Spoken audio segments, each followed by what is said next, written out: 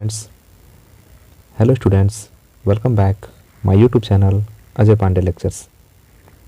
आज हम लोग क्लास 10th के साइंस में जो टॉपिक पढ़ने जा रहे हैं उसका नाम है प्रकाशिक माध्यम, ऑप्टिकल मीडियम। तो आइए इस टॉपिक को शुरू करते हैं। हमारा टॉपिक है प्रकाशिक माध्यम। प्रकाशिक माध्यम, ऑप्टिकल मीडियम। तो बच्चों, प्रकाशिक माध्यम किसे कहते हैं? जैसा कि हम लोगों ने पिछले वीडियो में प्रकाश के बारे में पढ़ा था, हम लोगों ने पिछले वीडियो में प्रकाश और प्रकाश के गुण के बारे में पढ़ा था। तो वहाँ हमने बताया था कि प्रकाश एक विद्युत चुंबकीय तरंग है। प्रकाश एक विद्युत चुंबकीय तरंग है। ईएम वेव्स जिसको बोलते हैं, इलेक्ट्रोमैग्नेटिक वेव्स। प्रकाश एक विद्युत चुंबकीय तरंग है और प्रकाश को गति करने के लिए किसी माध्यम की आवश्यकता नहीं होती है। प्रकाश को, जैसे ये पॉइंट ए मान लीजिए और एक पॉइंट यहाँ पर बी, तो प्रकाश को इस ए से बी तक जाने के लिए किसी भी माध्यम की आवश्यकता नहीं होती। इसलिए इसको हम बोलते हैं ईएम वेव्स, मतलब कि विद्युत चुंबकीय तरंग। लेकिन ऐसा भी नहीं है कि अगर कोई माध्यम है तो वहाँ पर प्रकाश गति नहीं कर सकता है। प्रकाश बिना माध्यम का गति कर सकता है, लेकिन अगर माध्यम उपस्थित है तो वहाँ भी प्रकाश गति कर सकता है। तो प्रकाशिक माध्यम का डेफिनेशन होता है कि प्रकाश जिस माध्यम से होकर गुजरता है उसे प्रकाशिक माध्यम कहते हैं। इसका डेफिनेशन है कि प्रकाश जिस माध्यम से होकर गुजरता है उसे हम बोलते हैं प्रकाशिक माध्यम। एक बार हम पुनः बता दें कि प्रकाश को विद्युत चुंबकीय तरंग कहते हैं, क्योंकि प्रकाश को एक स्थान से दूसरे स्थान तक जाने के लिए किसी भी माध्यम की आवश्यकता नहीं पड़ती। परंतु यदि कोई माध्यम उपस्थित है तो निश्चित रूप से प्रकाश उसमें गति करेगा। मतलब कि माध्यम है तभी प्रकाश गति करेगा, माध्यम नहीं है तभी प्रकाश गति करेगा। तो प्रकाश यदि किसी माध्यम से होकर गति कर रहा है, प्रकाश यदि किसी माध्यम से होकर गति कर रहा है तो उसी माध्यम को हम क्या बोलते हैं? प्रकाशिक माध्यम। और परिभाषा दिया जाता है कि प्रकाश जिन माध्यमों से होकर गुजरता है उन्हें प्रकाशिक माध्यम कहते हैं। प्रकाश जिन माध्यम से होकर गुजरता है उन्हें प्रकाशिक माध्यम कहते हैं। और प्रकाशिक माध्यम को मुख्य रूप से 3 भागों में डिवाइड किया गया है। प्रकाशिक माध्यम को मुख्य रूप से 3 भागों में डिवाइड किया गया है। जो पहला है उसे बोलते हैं पारदर्शक माध्यम, या इसको हम बोलते हैं पारदर्शी। इसको बोलते हैं पारदर्शक माध्यम या पारदर्शी। जो दूसरा होता है उसको बोलते हैं पारभासक माध्यम। और जो तीसरा होता है इसको बोलते हैं अपारदर्शक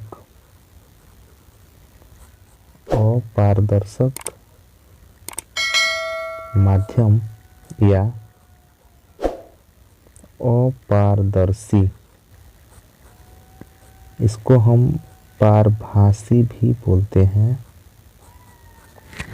तो प्रकाश जिन माध्यमों से होकर गुजरता है हम उन्हें प्रकाशिक माध्यम कहते हैं। और प्रकाशिक माध्यम मुख्य रूप से 3 प्रकार के होते हैं, जिनमें पहला है पारदर्शक माध्यम, दूसरा है पारभासक माध्यम और तीसरा है अपारदर्शक माध्यम।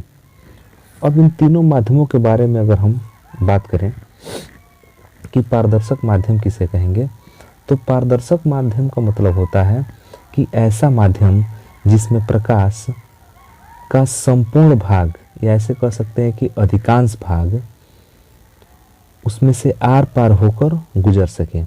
ऐसा माध्यम जिसमें से प्रकाश का अधिकांश भाग या लगभग लगभग संपूर्ण भाग आर पार होकर गुजर सके, जैसे कि वायु है। तो वायु में से प्रकाश का अधिकांश भाग गुजर जाता है। कांच है, साफ कांच, साफ सुथरा कांच अगर है, जैसे चश्मे का कांच है, तो उसमें से वायु का प्रकाश का अधिकांश भाग होकर गुजर जाता है। तो इन माध्यमों को हम बोलते हैं पारदर्शक माध्यम। कि यहाँ पर थोड़ा सा मिस्टेक हो गया है, पारदर्शक माध्यम। तो एक बार पुनः बताएं कि पारदर्शक माध्यम किसे कहेंगे। तो वह माध्यम या वह प्रकाशिक माध्यम जिसमें से प्रकाश का संपूर्ण भाग अथवा अधिकांश भाग आर पार निकल जाता है, आर पार गुजर जाता है, उसको बोलते हैं पारदर्शक माध्यम। जैसे वायु हो गया, कांच हो गया। दूसरा है आपका पारभासक माध्यम। पारभासक माध्यम का मतलब कि वह प्रकाशिक माध्यम जिसमें से प्रकाश का आंशिक भाग मतलब कि थोड़ा सा भाग, वह प्रकाशिक माध्यम जिसमें से प्रकाश का थोड़ा सा भाग बाहर निकलता है, माने थोड़ा सा भाग ही आर पार गुजर पाता है, अर्थात संपूर्ण भाग नहीं गुजरता, उसको बोलते हैं पारभासक माध्यम। जैसे मान लीजिए कि दूषित जल है, दूषित जल मतलब गंदा जल कह सकते हैं। थोड़ा सा मान लीजिए मिट्टी डाल दिया गया, दूषित जल। घिसा हुआ कांच कह सकते हैं, घिसा हुआ कांच मतलब इसमें से प्रकाश का 100% भाग आर पार नहीं हो पाता है, कुछ भाग आर पार हो जाता है, कुछ भाग नहीं हो पाता है, तो उसको हम बोलते हैं पारभासक माध्यम। और जो तीसरा है वो है आपका अपारदर्शी माध्यम। तो अपारदर्शी माध्यम चाहे अपारदर्शक माध्यम वह माध्यम है या वह प्रकाशिक माध्यम जिसमें से प्रकाश का कोई भी भाग आर पार नहीं गुजर पाता है। वह माध्यम या वह प्रकाशिक माध्यम जिसमें से प्रकाश का कोई भी भाग आर पार नहीं गुजर पाता है, तो उसको हम बोलते हैं अपारदर्शक माध्यम। जैसे लकड़ी हो गया, लोहा हो गया, कोई दीवार हो गया, तो इन सब में से प्रकाश आर पार नहीं निकल पाता है, इसको हम बोलते हैं अपारदर्शक माध्यम। तो हमने यहाँ पर प्रकाशिक माध्यम को बताया। एक बार हम पुनः बता दें कि प्रकाशिक माध्यम किसे कहेंगे। तो प्रकाश जिस माध्यम से होकर गति करता है या होकर गुजरता है उसे हम बोलते हैं प्रकाशिक माध्यम। और प्रकाशिक माध्यम को हम लोगों ने 3 भागों में डिवाइड किया है। पहला है पारदर्शक माध्यम या पारदर्शी, दूसरा माध्यम है पारभासक माध्यम या पारभासी, तीसरा है अपारदर्शक माध्यम या अपारदर्शी। पारदर्शक माध्यम किसे कहा गया कि वह प्रकाशिक माध्यम जिसमें से प्रकाश का अधिकांश भाग या लगभग संपूर्ण भाग आर पार गुजर जाता है, उसको बोलते हैं पारदर्शक माध्यम। जैसे वायु हो गया, कांच हो गया। पारभासक माध्यम में क्या कहा गया कि वह प्रकाशिक माध्यम जिसमें से प्रकाश का कुछ हिस्सा बाहर निकल जाता है और कुछ हिस्सा नहीं निकल पाता है, उसको बोलते हैं पारभासक माध्यम। जैसे दूषित जल, घिसा हुआ कांच या पॉलीथीन हो गया सफ़ेद कलर का। और थर्ड जो है अपारदर्शक माध्यम, इसमें यह कहा जाता है कि वह प्रकाशिक माध्यम जिसमें से प्रकाश का कोई भी भाग आर पार नहीं निकल पाता है, उसको हम बोलते हैं अपारदर्शक माध्यम। जैसे लकड़ी है, लोहा है, आप लकड़ी पर प्रकाश को डालेंगे तो प्रकाश लकड़ी को पार करके नहीं जा सकता है, क्योंकि कांच पर प्रकाश को डालेंगे तो कांच पर से प्रकाश आराम से बाहर निकल जाता है, आर पार हो जाता है, तो उसको हम बोलते हैं पारदर्शक। तो कुल मिला के जिस माध्यम में से प्रकाश आर पार निकल जाए उसको पारदर्शक, जिसमें से प्रकाश का कुछ भाग निकले, कुछ भाग इधर ही रह जाए, उसको बोलेंगे पारभासक। और जिसमें से प्रकाश का कोई भी भाग बाहर नहीं निकल पाता है, उसको बोलते हैं अपारदर्शक। तो आइए अब इन तीनों डेफिनेशंस को हम थोड़ा सा लिख कर समझते हैं और आप उसका स्क्रीनशॉट ले लीजिएगा ताकि नोट्स बनाने में सुविधा होगा। तो चलिए हम प्रकाशिक माध्यम और उसके प्रकार के जो डेफिनेशंस हैं उसको हम लिख कर समझते हैं। तो यहाँ पर लिखा गया है प्रकाशिक माध्यम ऑप्टिकल मीडियम। प्रकाश जिन माध्यमों से होकर गुजरता है उन्हें प्रकाशिक माध्यम कहते हैं। तो हमने बताया कि प्रकाश जिस भी माध्यम से होकर गुजरेगा उसको हम प्रकाशिक माध्यम कहेंगे। यदि प्रकाश आपका वायु से होकर गुजर रहा है तो हमारा प्रकाशिक माध्यम वायु है।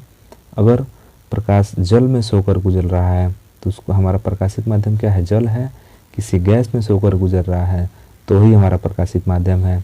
मैंने कहने का मतलब कि प्रकाश जिन भी माध्यमों से होकर गुजरता है उन्हें क्या कहते हैं, प्रकाशिक माध्यम कहते हैं। यहाँ पर लिखा गया है कि प्रकाशिक माध्यमों को निम्नलिखित 3 भागों में विभाजित किया गया है। जो प्रकाशिक माध्यम है उनको हम कितने भागों में डिवाइड किए हैं, 3 भाग में। पहला आपका है पारदर्शक माध्यम।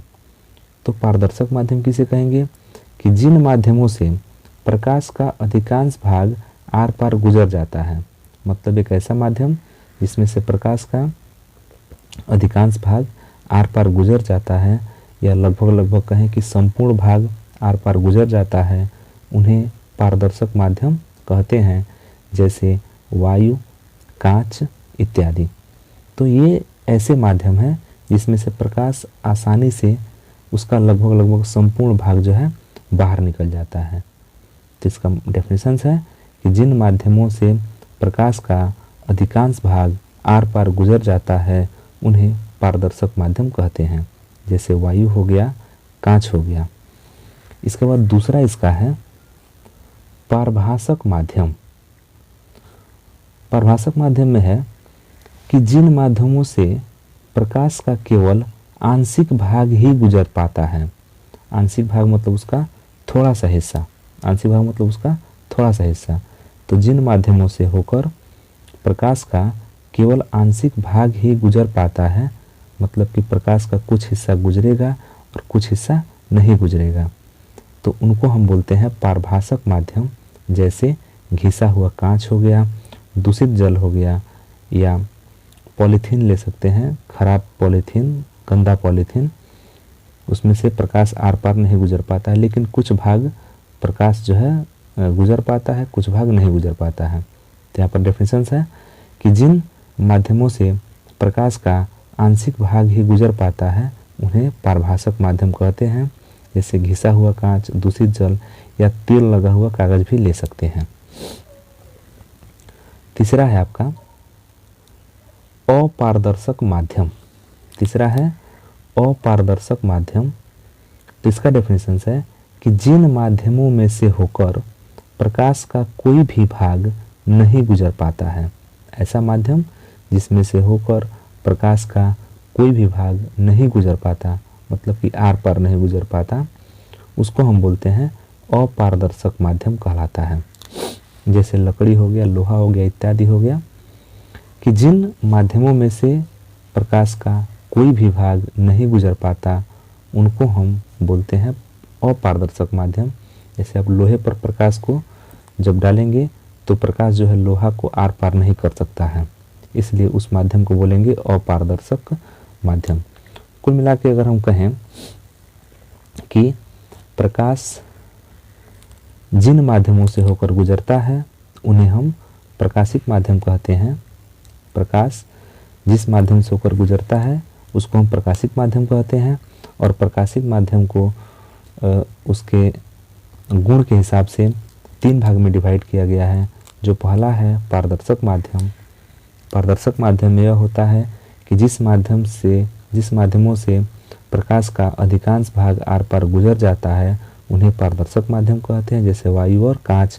और जिस माध्यम से प्रकाश का कुछ हिस्सा ही आंशिक भाग ही गुजर पाता है उसको बोलते हैं पारभासक माध्यम, जैसे घिसा हुआ कांच या तेल लगा हुआ कागज, चाहे दूषित जल। और जिन माध्यम से प्रकाश का कोई भी भाग आर पार नहीं निकल पाता है उसको बोलते हैं अपारदर्शक माध्यम। तो आप इसका जो है एक बार स्क्रीनशॉट ले लीजिए, आप इसका स्क्रीनशॉट ले लीजिए एक। चलिए हो गया स्क्रीनशॉट। चलिए तो अब हम बात करते हैं प्रकाश किरण की। तो हमारा अगला टॉपिक है प्रकाश किरण, लाइट रे।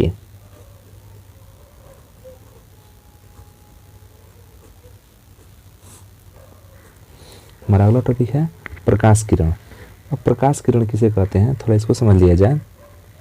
देखिए ये कुछ ऐसे डेफिनेशंस हैं जिसका उपयोग आगे चलकर बहुत अधिक मात्रा में होगा, तो इन छोटे छोटे डेफिनेशंस को हम याद रख लें। बोर्ड परीक्षा में 1 नंबर के पूछे भी जाते हैं और इसका बहुत ज़्यादा उपयोग है, क्योंकि बार बार ये शब्द जो है आगे अगले लेसन्स में ये शब्द प्रयोग किए जाएंगे, तो वहाँ पर इस चीज़ को समझने में सुविधा होगी। तो हमारा जो अगला डेफिनेशन है, अगला टॉपिक है, वो है प्रकाशिक किरण।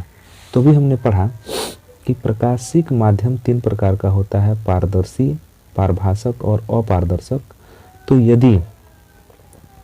यदि जो हमारा प्रकाश है वो किसी पारदर्शी माध्यम में, ध्यान दीजिएगा, पारदर्शी माध्यम, यदि हमारा प्रकाश किसी पारदर्शी माध्यम में एक सरल रेखा में गति करता है, यदि हमारा प्रकाश किसी पारदर्शी माध्यम में एक सरल रेखा में गति करता है या किसी सरल रेखा में गमन करता है, तब उस प्रकाश का जो पथ है, इस पथ को हम बोलते हैं प्रकाश किरण। एक बार पुनः समझ लीजिए कि यदि हमारा प्रकाश किसी पारदर्शी माध्यम में सरल रेखा में गति करता है, सरल रेखा मतलब सीधा रेखा में, टेढ़ा मेढ़ा रेखा में तो प्रकाश वैसे गति करता नहीं है। तो यदि हमारा प्रकाश किसी पारदर्शी माध्यम में, पारदर्शी माध्यम मतलब वायु हो गया, कांच हो गया, अन्य कोई माध्यम नहीं होना चाहिए, जैसे घिसा हुआ कांच नहीं होना चाहिए, क्योंकि वो पारदर्शी माध्यम में नहीं आता है, वो आता है पारभासक माध्यम में। तो यदि हमारा प्रकाश पारदर्शी माध्यम में एक सरल रेखा में गति करता है, तब उसका जो पथ है, उस पथ को हम बोलते हैं प्रकाशिक किरण। उसको क्या बोलते हैं? प्रकाशिक किरण। तथा प्रकाश किरणों का जो समूह होता है, प्रकाश किरणों का जो समूह होता है, उस समूह को हम बोलते हैं प्रकाश पुंज। उसको बोलते हैं प्रकाश पुंज।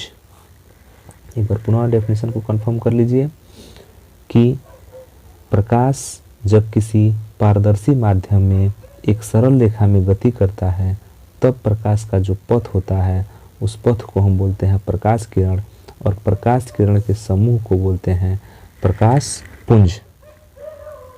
अब ये जो प्रकाश पुंज होता है, प्रकाश पुंज, ये 3 प्रकार का होता है। जो प्रकाश पुंज होता है ये 3 प्रकार का होता है। पहला है अभिसारी प्रकाश पुंज, दूसरा है अपसारी प्रकाश पुंज, और तीसरा है समांतर प्रकाश पुंज। तीसरा समांतर प्रकाश पुंज। पहला है अभिसारी प्रकाश पुंज, दूसरा है अपसारी प्रकाश पुंज, तीसरा है समांतर प्रकाश पुंज। एक बार हम पुनः बता दें कि प्रकाश किरण किसे कहेंगे। तो जब हमारा प्रकाश किसी पारदर्शी माध्यम से होकर एक सरल रेखा में गति करता है, माने पारदर्शी माध्यम में सरल रेखा में गति करेगा, तब उस प्रकाश का जो पथ होता है, उस पथ को हम प्रकाश किरण कहते हैं। और प्रकाश किरण के समूह को, प्रकाश किरण के समूह को बोलते हैं प्रकाश पुंज। और ये जो प्रकाश पुंज होता है ये 3 प्रकार का होता है, अभिसारी प्रकाश पुंज, अपसारी प्रकाश पुंज और समांतर प्रकाश पुंज। अभिसारी प्रकाश पुंज का मतलब हुआ कि यदि हमारा प्रकाश कहीं से आकर किसी एक पॉइंट पर मिलता है, यदि हमारा प्रकाश कहीं से आकर किसी एक पॉइंट पर मिलता है, तो उसको हम बोलते हैं अभिसारी प्रकाश पुंज। और डेफिनेशन इसका इस प्रकार दिया जाता है कि जब प्रकाश की समस्त किरणें किसी एक ही बिंदु पर मिलती हैं। जब प्रकाश की समस्त किरणें, मान लीजिए कि कुछ किरणें हैं, देखिए ये पॉइंट ए है और कुछ किरणें आकर सब किरणें पॉइंट ए पर मिल रही हैं, तो इसको हम कहेंगे कि ये अपसारी किरण पुंज है या प्रकाश पुंज है, अभिसारी प्रकाश पुंज। तो परिभाषा एक बार ध्यान से पुनः सुनिए कि जब प्रकाश की समस्त किरणें किसी एक पॉइंट पर आकर मिलती हैं तो उसको हम बोलते हैं अभिसारी प्रकाश पुंज। अब अपसारी की बात करें तो अपसारी में यदि प्रकाश किरणें किसी एक बिंदु से निकलती हैं, यदि प्रकाश किरणें किसी एक बिंदु से निकलती हैं तो उनको हम बोलते हैं अपसारी प्रकाश पुंज। दोनों में अंतर है। अभिसारी प्रकाश पुंज किसे कहेंगे? जब प्रकाश की समस्त किरणें किसी एक बिंदु पर पहुंचती हैं, ये बिंदु हो गया और यहाँ से प्रकाश की समस्त किरणें पहुंच रही हैं, तो इस बिंदु को बोलेंगे अभिसारी प्रकाश पुंज। और यदि प्रकाश किरणें किसी एक बिंदु से होकर निकलती हैं तब इसे बोलेंगे अपसारी प्रकाश पुंज। और तीसरा है समांतर। तो समांतर का मतलब कि जब प्रकाश किरणें एक दूसरे के समांतर निकले, प्रकाश किरणें एक दूसरे के समांतर निकले, इसको बोलेंगे समांतर किरण पुंज। तो ये हुआ हमारा 3 प्रकार का अभिसारी प्रकाश पुंज, अपसारी प्रकाश पुंज और समांतर प्रकाश पुंज। एक बार पुनः समझ लीजिए कि प्रकाश किरण किसे कहेंगे। तो जब प्रकाश किरण किसी पारदर्शी माध्यम में एक सरल रेखा में, सीधी रेखा में गति करता है या गमन करता है तो उस समय जो प्रकाश का पथ होता है उस पथ को प्रकाश किरण कहते हैं और प्रकाश किरणों के समूह को प्रकाश पुंज कहते हैं। प्रकाश पुंज 3 प्रकार का होता है, अभिसारी, अपसारी और समांतर। अभिसारी का मतलब कि जब प्रकाश की समस्त किरणें किसी एक बिंदु पर मिलती हैं तो उस समय उस प्रकाश किरणों के समूह को हम अभिसारी किरण पुंज कहते हैं या प्रकाश पुंज कहते हैं। जबकि यदि प्रकाश किरणें किसी एक बिंदु से होकर बाहर निकलती हैं तो उस समय जो ही प्रकाश का समूह है, इस समूह को बोलेंगे अपसारी प्रकाश पुंज। और यदि हमारी प्रकाश किरणें समांतर निकलती हैं, समांतर जाती हैं, तो उस समय जो इस प्रकाश पुंज का समूह होता है उसको बोलते हैं समांतर प्रकाश पुंज। तो ये रहा कुछ महत्वपूर्ण डेफिनेशंस। और ये वीडियो आपको कैसा लगा, ये टॉपिक कैसा लगा, आप हमें कमेंट बॉक्स में ज़रूर लिखकर बताइएगा। और यदि आप हमारे चैनल पर नए हैं तो चैनल को सब्सक्राइब कर लीजिएगा, क्योंकि क्लास 10th और 12th की वीडियो हम इस पर अपलोड करते रहेंगे। तो फिर मिलते हैं अगले वीडियो में एक नए टॉपिक के साथ। तब तक के लिए धन्यवाद।